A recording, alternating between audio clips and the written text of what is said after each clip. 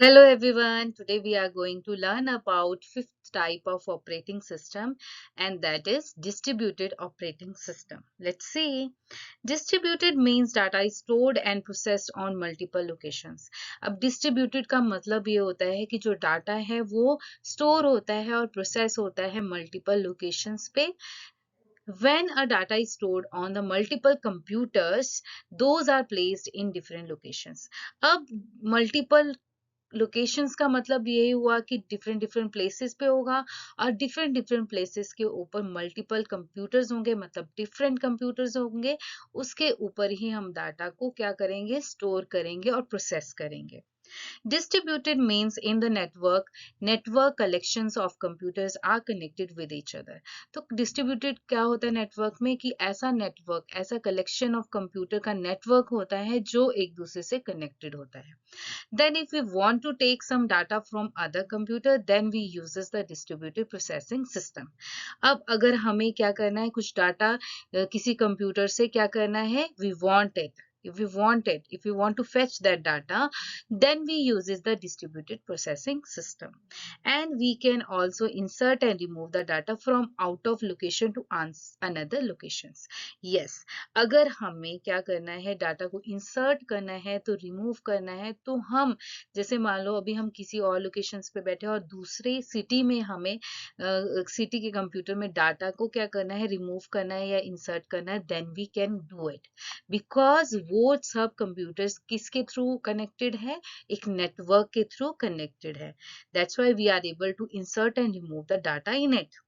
In this, data is तो shared between many users. Yes, हमें पता चल गया कि जो डाटा है वो shared होगा many users के बीच में. And we can also access all the input and output devices are also accessed by the multiple users. Yes, और हम क्या कर सकते हैं, जो input output devices है उनको भी access करते हैं और multiple users at a time वो सब कर सकते हैं.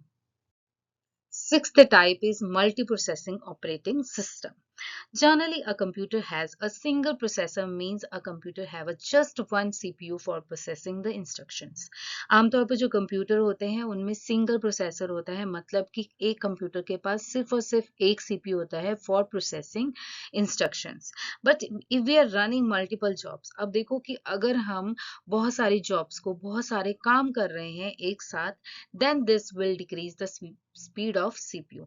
तो अगर हम मल्टीपल काम करेंगे एक साथ तो वो क्या कर देगा, सीपीयू की स्पीड को कम कर देगा. For increasing the speed of processing, then we uses the multi processing. अगर हमें क्या करना है, स्पीड जो है प्रोसेसिंग की उसको बढ़ाना है, तो हम क्या यूज करते हैं, multi processing. In the multiprocessing, there are two or more CPU in a single operating system. If one CPU will fail, then other CPU is used for providing backups to the first CPU. अब जो multiprocessing क्या होती है, there are two or more CPUs in a single operating system. अगर एक CPU fail हो जाता है तो क्या होता है, जो दूसरा सीपीयू होता है वो बैकअप प्रोवाइड करता है फर्स्ट सीपीयू को. With the help of multiprocessing, we can execute many jobs at a time.